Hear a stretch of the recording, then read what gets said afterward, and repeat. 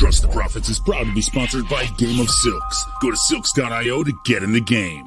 Real ownership, real races, real rewards. Sure bag coffee.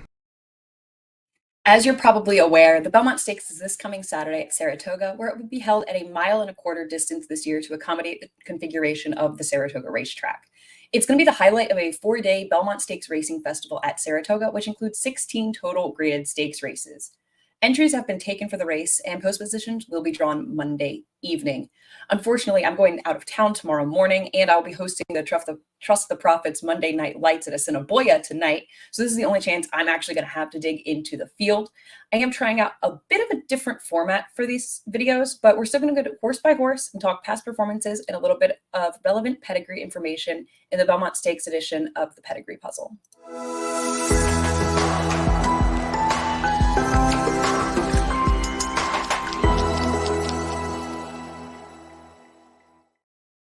So let's go ahead and take a look at the 10 horses who are entered in this year's Belmont Stakes.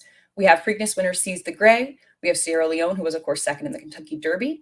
There's Honor Marie. There's Peter Pan Stakes winner Antiquarian. Kentucky Derby winner Mystic Dan. Dornoch, Mind Frame, who won that allowance on the Kentucky Derby undercard. Protective, The Wine Steward, and Resilience. So let's go ahead and start with a little bit of information about the Belmont Stakes and where the winners have prepped. Since 2000, there have been 11 Belmont Stakes winners who last started in the Kentucky Derby. This year, Sierra Leone, Honor Marie, Dornoch, and Resilience all last started in the Derby, and Mindframe's last race was on the Derby undercard. 2007 winner Rags to Riches also last raced the day before the Kentucky Derby in the Kentucky Oaks, and the 2011 winner Roller on Ice last raced on Kentucky Derby Day in the Federico Tessio Stakes. So that's 13 Belmont Stakes winners. Since 2004, Belmont Stakes winners last started in the Preakness Stakes. This year, that applies to Seize the Grey and Mystic Dan. And then in 2008, winner Datara last raced on the Preakness undercard in the Barbaro Stakes. And in 2002, Sarava last raced on the Preakness undercard in the Sir Barton. And since 2003, Belmont Stakes winners last started in the Peter Pan Stakes. This year, we have the top 3 finishers from the Peter Pan coming into the race. Also, 2010 Belmont Stakes winner Drosselmeyer last raced in the Dwyer Stakes, which was held in place of the Peter Pan that year. So essentially 4 of these last 23 Belmont Stakes winners. We're not including the 2020 Belmont since it was held later in the season and things were a little goofy that year. So basically, since 2000, 56.5% of Belmont Stakes winners last raced on Kentucky Derby weekend. 4 of the 23 Belmont Stakes winners, or 17.4%, last raced in the Peter Pan or equivalent, and 26.1% of them last raced on Preakness Stakes weekend. So this is pretty much how you get to the Belmont Stakes, is with these preps, and that's what these horses who are in this year's race have done. So let's go ahead and go horse by horse. First is Seize the Grey. He's 4 for 10 lifetime, has earnings of over $1.8 million, and his biggest stakes win obviously came in the Preakness Stakes, and prior to that, the Pat Day Mile on the Derby undercard. He earned a 101 Equibase speed figure in that Preakness, and his riding style, he's a front runner, but also a stalker. He's been a stalker mostly, but kind of showed more front running speed in that Preakness Stakes where he stole it on the front end, and that's that first bullet point points out. Trainer D. Wayne Lucas has 4 Belmont Stakes winners, and 3 of those 4 raced in all 3 legs of the Triple Crown, which is essentially the equivalent of what Seize the Grey is going to be doing since the Pat Day Mile was on the Derby undercard. He's a son of Arrogate, which makes me wonder if maybe this is a horse who's just getting good at the right time. He is going an extra 16th of a mile in the Belmont than he went in the Preakness, but based on that Preakness effort and his pedigree, I don't expect that 1.25 miles is going to be a problem for Seize the Grey. He also comes from a very impressive female family with 25 Grade 1 winners tracing to his 5th dam, Lady Be Good. That Preakness Equibase speed figure of 101 isn't near the top of this group, though. It only is higher than Honor Marie and Protective and ties with Antiquarian's Peter Pan figure. Next is Sierra Leone. He's never finished out of the top 2 in 5 lifetime starts, has earned nearly $2 million, trained by Chad Brown, has stakes wins in the Risen Star and Bluegrass Stakes, and was most recently second in the Kentucky Derby, where he earned a 109 Equibase speed figure. And of course, this horse is a deep closer. And he is a consistent type of horse. He always fires. And based on the entries, he should be able to get a honest pace to run into. And of course, famously in that Kentucky Derby, the question going in was, he always lugs in. Was he going to be able to do that in a 20-horse field going wide and then lugging in and still get the job done? And because of bumping in the stretch, he wasn't able to do that. And it was the result of him lugging in that caused that problem. He does get an equipment change here, though. He's going to be using a cage bit, which is a bit that it has a straight bar instead of a normal snaffle or D-ring bit, has a bar that with a hinge in the middle. So this bit is a little more severe. It's not a severe bit per se, but it is a more intense bit that is going to give the rider better steering. And Chad Brown does report that he seems to be more settled in training with this bit, which they had tried earlier, but Chad wasn't satisfied with how he was training with it. But he says that now, with a little maturity, he seems to be training with it in a way that is satisfactory. As a son of Gunrunner, he could still have some improvement in maturity to come, which could help with that issue of lugging in. Distance is obviously not an issue for Sierra Leone. And that career high 109 Equibase speed figure is just behind Mystic Dan's 110. Honor Marie is 2 for 6 lifetime, a little over $500,000 in earnings, trained by D. Whitworth Beckman, and was last seen finishing a reasonable 8th in the Kentucky Derby. He ran an okay race. His highest career speed figure was a 98 in his Kentucky Jockey Club Stakes win, and this is another deep closer. He put in a pretty commendable Kentucky Derby effort. He had a lot of trouble. He was squeezed both sides in the break, trailed into the final turn, moved up around the final, moved up on that turn, shifted out pretty dramatically for room, and finished willingly. He was never a threat to win, but he ran his race, and all things considered, it was a very good effort. Again, this is a horse who should get a good pace set up. The distance seems to suit him. And notably, this is a May 4th foal by Honor Code. And Honor Code's offspring seem to be the types that get a little bit better with age. Grade 1 winner Maracuja was a summer 3-year-old. Grade 1 winner Max Player was better at 4. And Honor AP was better later in his 3-year-old season. However, Honor Marie's speed figures do need improvement. That career high of 98 is tied with Protective for slowest career best in the group. Then there's Antiquarian. He's 2 for 4 lifetime, a little under $200,000 in earnings, trained by Todd Pletcher, owned by Centennial Farms, and was most recently seen winning the Peter Pan Stakes, where he earned a 101 Equibase speed figure. And this is a horse who has a little bit of tactical speed, kind of a mid-pack stalking type.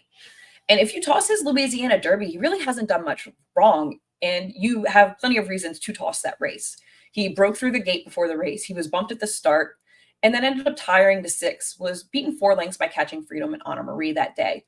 And so realistically, that was pretty good effort, especially considering the trouble he went through.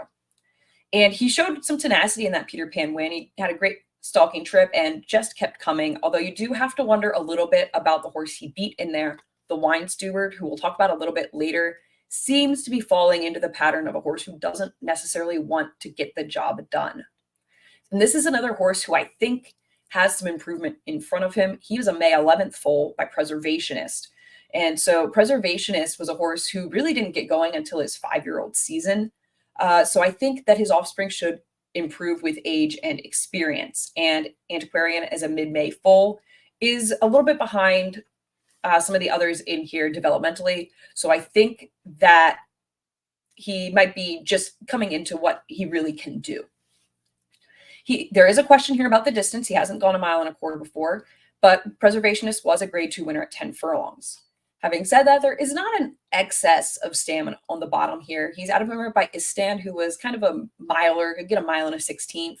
And second dam is by Harlan's Holiday, who again isn't really a stamina influence. So there is a question there. It's not something that I would toss the horse based on, but it is something just worth noting. His 101 in the Peter Pan is better than Honor Marie and Protective, and is tied with Seize the Grace Preakness, putting him in the lower half of the field based on career high speed figures. Then we have Kentucky Derby winner Mystic Dan. He's now 3 for 8 lifetime, only finished off the board in 2 of those 8 starts, over $4 million in earnings, trained by Ken McPeak. He was, of course, a winner of the Southwest Stakes, which is where he earned his highest career speed figure of a 110. And then, of course, he won the Kentucky Derby and was most recently second in the Preakness in a race where he ran his race. He proved in that Preakness that the Derby wasn't any kind of fluke, that the distance, which was my big issue with the horse going into the Derby, wasn't really something that we need to be concerned about. He's tactical, but can be versatile in his running style. He has the highest career equibase speed figure in the field. Now, since 2000, only 4 Belmont Stakes winners have contested all 3 legs of the Triple Crown. So this is a little bit of a knock against Mystic Dan. When you look at horses like Point Given, A Fleet Alex, American Pharaoh, and Justify, is he on the level of those horses? That remains to be seen. McPeak knows how to win this race, though. He upset the 2002 Belmont Stakes with Sarava. Then we have Dornoch. He's 3 for 7 lifetime, a little over 500,000 in earnings, trained by Danny Gargan. He was a winner of the Remsen Stakes at 2 and the Fountain of Youth this year prior to the Kentucky Derby, where he finished 10th, which we'll get to it, but was a better effort than I would have expected based on the trip he got. His highest career equibase speed figure is a 102, which he got in that Fountain of Youth Stakes. And he is a pretty dedicated front runner, which is why I think that 10th place finish in the Derby was a lot better than it maybe looks on paper. He got outbroken by Mystic Dan, which meant that he couldn't get to the lead from the rail, was uncomfortable, trapped inside, and was near the back of the pack turning for home. Despite that, he still made a run and was checked and bumped in the stretch and still beat half the field. So he's typically a front runner, and in these last 2 races, he hasn't gotten the trip that he wants. They tried rating him in the Bluegrass. They determined, hey, this is what this horse wants to do. We're going to send in the Derby, and then that didn't work out. So I think this is kind of a sneaky horse that might be better than what we've seen in his last 2 races. That career high equibase speed figure of 102 is still pretty middling for this group, though. It's higher, though, than Seize the Gray, Antiquarian, Honor Marie, and Protective. Then we have Mindframe. This is kind of the new shooter of the bunch. He's a perfect 2 for 2 lifetime, so inexperienced, but clearly has a lot of talent. He's a Todd Pletcher trainee for Rapoli Stable and St. Elias Stable, and was most recently seen winning an allowance optional claiming race on the Kentucky Derby undercard. His highest career speed figure is a 108, which he got in his maiden special weight victory. So far in his career, he's stalked and won wire to wire. So it's a little bit hard to say what really his preferred style of running is. I'm tentatively listing him as a stalker, since I think that front running victory was just a result of him being better than the horses he was facing that day. And he has been dominant in those 2 career starts. He won his debut by 13 3/4 lengths. That's the 3rd highest speed figure in the field behind only Mystic Dan and Sierra Leone. Then he won gate to wire by 7.5 lengths in an allowance optional claiming win on the Kentucky Derby undercard. He got a 99 for that one, which would be still better than Protective or Honor Marie, but below the rest of the field. Career highs. He was a $600,000 Keeneland September yearling. And there is a little bit, we have to wonder about the distance just because he hasn't done it. He's a son of Constitution, who was the sire, of course, of a winner of the Belmont Stakes at a 1.25 miles in 'Tis the Law. And his dam was a stakes winner at 7 furlongs, but she was by Kentucky Derby winner Street Sense. He is a May 13th foal. Again, worth noting, I think, in here, because this is a horse who I think you can say has some development to do, just because he is a little bit on the younger side for the crop. So I think that this is a horse that you really have to consider a contender in this race based on what he's done so far. Then we have Protective, another Pletcher trainee for Rapoli Stable. And this horse is actually a maiden. He's hit the board in 3 of 4 starts, but has never won a race. Most recently, though, he was 3rd in the Peter Pan Stakes, where he earned a 98 equibase speed figure. And he is a mid-pack closing type of horse. And he has been competitive in stakes company in these last 2 races. He was 3rd in the Wood Memorial behind Resilience, and then 3rd behind Antiquarian and the Wine Steward in the Peter Pan. And on debut, he was 2nd behind multiple stakes winner Valentine Candy. So he's been keeping good company. And he should be finishing late. He's a son of Medaglia de Oro out of Grade 1 winner Grace Hall. And this is a pedigree that makes me a little bit question whether 10 furlongs is really going to be his game. Grace Hall notably disappointed as the favorite in the 10 furlong Alabama as a 3-year-old. And he does need to get faster. He's tied with Honor Marie for the slowest career high equibase speed figure among the entrants here. Then we have the Wine Steward. He's never been worse than second in 6 career starts, has a little under $500,000 in earnings, is trained by Mike Maker, was a winner of 2 ungraded stakes as a 2-year-old, the Bashford Manor and Funny Side Stakes for New York breds. He was most recently second in the Peter Pan Stakes. He ran a 107 equibase speed figure in the Lexington, which puts him pretty competitive toward the top of this field, has been a stalker to mid-pack type of runner so far. And the big question with this horse, though, is that he's coming off of 3 second-place finishes, and he's really starting to look like a horse who has a little bit of what I call buddy-up syndrome. In the Breeders' Futurity, he dueled with Locked for the length of the stretch and looked like he had gotten the measure of that rival, but just couldn't finish the job. Then in the Lexington, he got nearly on terms with Encino. He did never actually pass Encino, but again, couldn't get by. And then in the Peter Pan, he looked like a winner and failed or possibly just refused to really put the competition away, which allowed for Antiquarian to pass him late, which this is the big question with this horse. He seems to be a horse who runs to his competition. He kind of doesn't necessarily, he moves up when the competition moves up, and he moves down when the competition moves down. So I think this is a horse who could be an interesting exacta or trifecta play, but is really tough to trust on the win end. Anybody who has been following this channel will probably know that I have been very high on this horse through his career. As a 2-year-old, he was my pick in the Breeders' Cup Juvenile before he scratched, and he was actually my leading Kentucky Derby contender in my very early premature, my first Kentucky Derby top 10 video. And I still think he has a lot of talent, but I'm not sure he wants to win races. And that's kind of the most important part of being a talented racehorse, is you need to also want to win. And at this point, I would be really curious. Obviously, I'm not Mike Maker. I don't know this horse personally.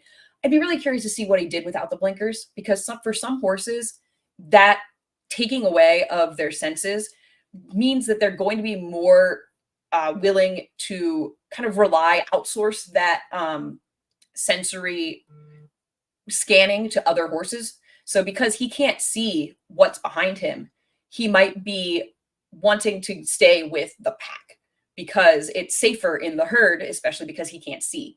So, I'm not a horse trainer, but I would be really curious, just, if this doesn't work out, if he keeps kind of hanging, I'd be curious to see what he did without blinkers. But again, that career high of 107 is behind only Mystic Dan. Oh, I missed taking Fierceness out of this slide. Sorry. So I prepared these slides early last week. Mystic Dan, Sierra Leone, and Mindframe are the only 3 in the current field who his career high of 107 does not top. Then we have Resilience. He's 2 for 7 lifetime, just under $500,000 in earnings, trained by Belmont.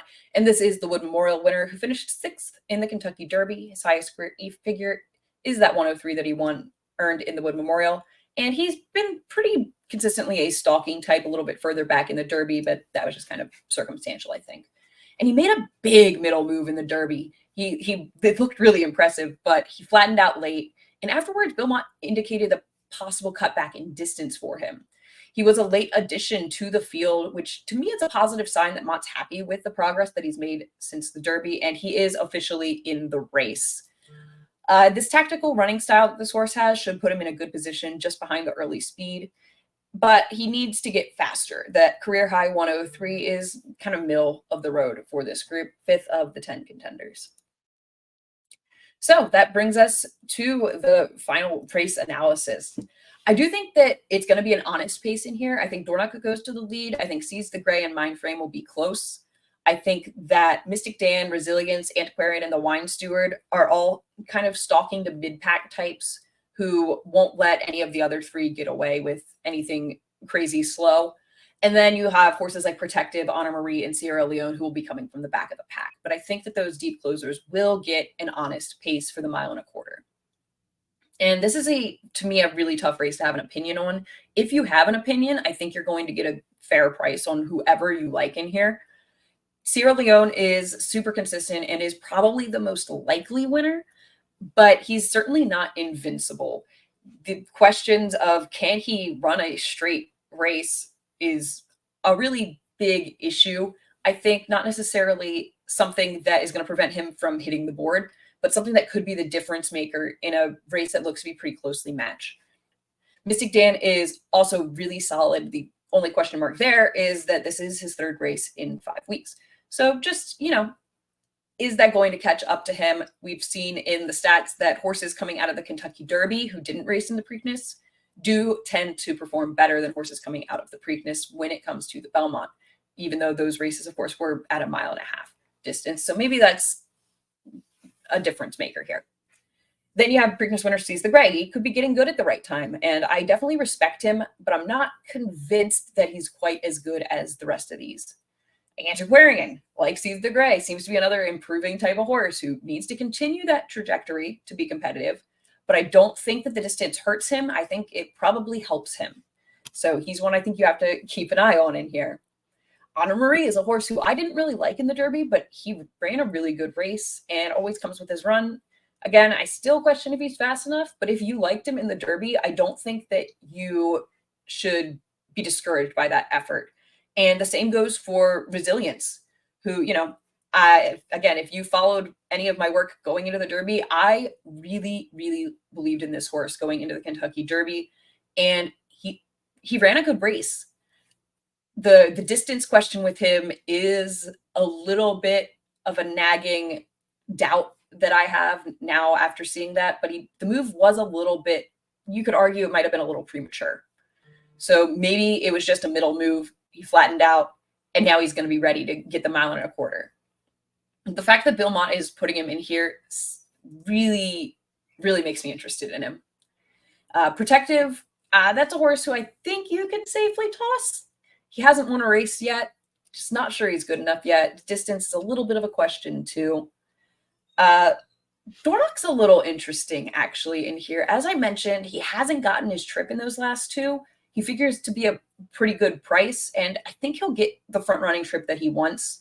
Whether that's good enough or not, I'm not sure, but I do think that what we see from Dornock will give us an indication moving forward of whether this horse is actually belongs in the top tier of this crop. And then there's the Wine Steward. So does he want to win races? If he decides that he's figured out how to win races, his figures fit, make him a logical contender in here. But those 3 straight second place finishes have all kind of given me kind of the similar vibes that we talked about Imagination in the Preakness, where he just doesn't seem to be a horse who wants to win races. So I feel like horizontally, you take a stand, you single either Sierra Leone or maybe Mystic Dan, or you hope you can find singles elsewhere in the sequence. Because for me to feel safe in this race on the win end, I would need those 2. I would want Resilience, Mind Frame, Seize the Gray, and Antiquarian. So having said that, I'm not providing picks for this race because I just don't have a strong enough opinion that I think it would be valuable to any of you. I know that our viewers are astute handicappers and you can form your own opinions. So, and in addition to that, we're still nearly a week out for the race. So not going to be giving picks, but I do have some final takeaways for this race. First is that I do think Sierra Leone is the most likely winner. I think that Resilience is worth giving another chance at the 10 furlong distance if, like me, you thought he was a legitimate win contender in the Kentucky Derby, but he's not a horse you can take on top with confidence. If you thought the Wood Memorial was a race to toss and just wasn't a good race, then you probably don't need this horse. And I think that the Wine Steward is a horse to use underneath in exactas and tries, but probably isn't worth including on the win end. So hopefully this video has helped give you some information that you can incorporate into your betting strategy. There will be plenty of other Belmont Stakes Racing Festival content coming this week. So make sure that you're subscribed to the channel so you don't miss any of that. Leave a comment below. Let me know where you're leaning at this point going into the Belmont. And as always, thanks so much for watching.